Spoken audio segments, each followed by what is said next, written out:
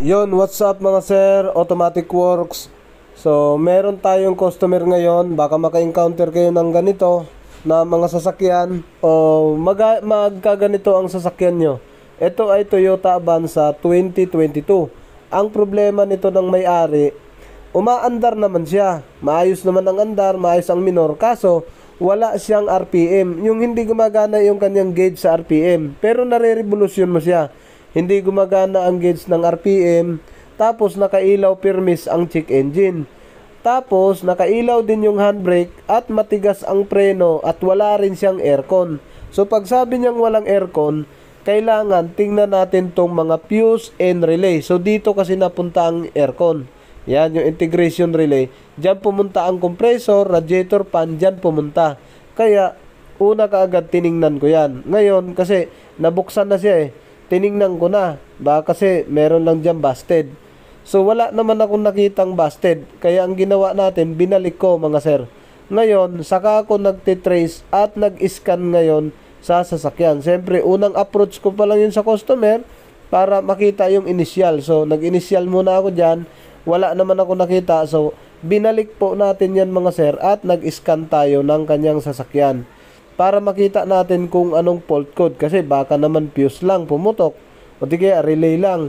So nakita na kaagad natin kung doon ang problema. Ngayon dito na tayo mga sir sa kanyang dashboard, focus tayo.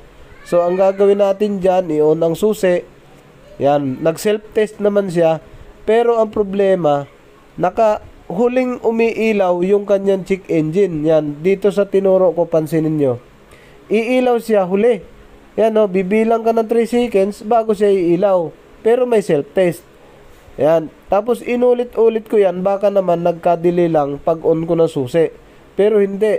Dapat kasi sabay yan sa lahat ng indicator. Pag on mo, hindi siya mahuhuli. Pag nahuhuli kasi yan, meron na akong nagiging experience niyan sa ibang sasakyan. Like Toyota Wigo.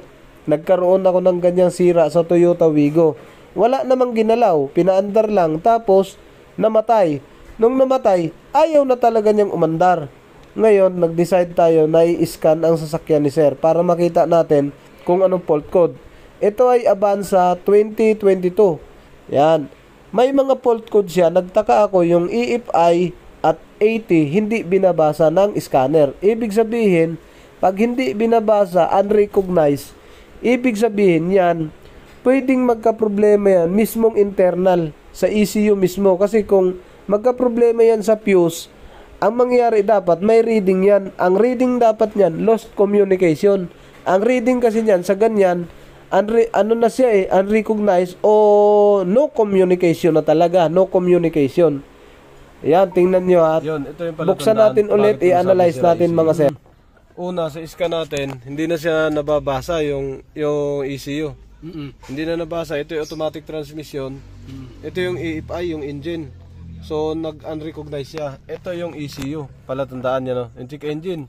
Off natin susi. Pag on natin susi, dapat sabayan pag on ng mga ilaw. Ayan, no? Ayun. Wala siya, di ba? Off natin ulit. Dapat pag on ko, lahat ng indicator kasabay siya. Ayan, no? Wala, hindi umilaw. Saka siya ilaw ngayon. Yun ang palatandaan na may problema. Pero umaandar siya. Yan. Naandar. Naandar yan. May naapektuhan yan na ibang parte.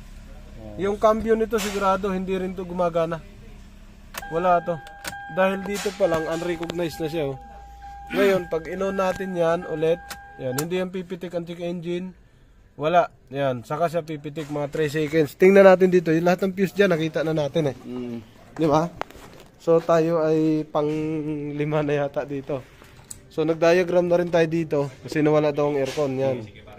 So nilagyan natin diagram. So nakita nyo kanina. Ngayon, pag nakatusok yung transmission natin, sakit yan sa ilalim. Pag nakatusok, naugong na kaagad siya. Nawala. Ayun. Asnes, nawala. Off mo ulit sir, tapos on susi. So nakaugong kasi siya kanina, pag on pa lang. Yan. On mo soy. Ayun, numuugong na. Yan o. Normal naman na umuugong dapat, pero pagkambyo, hindi yung pag-on pa lang na susi, nakaugong na. Ayan o. Yan, sa transmission yan. Transmission yung umuugong, mga valve, solenoid valves yan. Yung mga umuugong na yan. Normal na umuugong ang transmission pag kumambyo ka ng reverse, drive. Pag nag-engage ka, pag hindi ka nagkambyo, walang ugong. O kala ko kanina dito. Diyan. Tapos tiningnan natin to lahat, binuksan natin. Ngayon yung ECU naman, yung last natin buksan. Off mo susi, Soy. Buksan natin yung ECU. Yon, so ito, tiningnan na natin yung ECU. Hindi pa natin alam kung saan ang tama nito talaga. So, sisilipin lang natin. Baka may makita tayo dito mga alien. Yan na. Sa baba.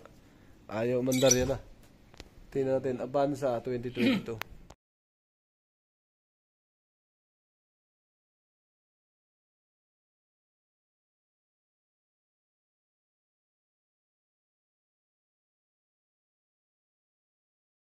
Sir, binalik na natin. So, failure tayo doon. May problema talaga yung IC.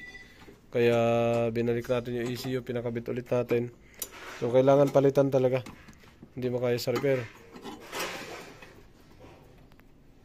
Sir, ito na siya.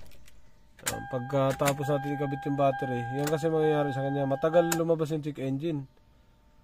Yun, saka sila lalabas. Ang palatandaan ko niyan, sa mga Toyota, pag ganyan, sira talaga ECU. Yan. Start natin. Yun, umi-start pero hindi pumalo, RPM. Walang palo. Tapos wala rin daw talagang aircon. Ang takbo nito pigil din. Tapos may indicator nakalabas oh. Nakapreno yata lagi. Yan, oh. Tapos naka-open din yung ano. Naka-open din yung traction. May pindutan naman yan. Wala na rin. Ayun. Walang off. Traction. Bunot yata. Ayun. Yung traction, nakailaw lagi. Okay. So, naka-check engine, rev natin. So, ganun talaga nangyari. Palitan natin ECU.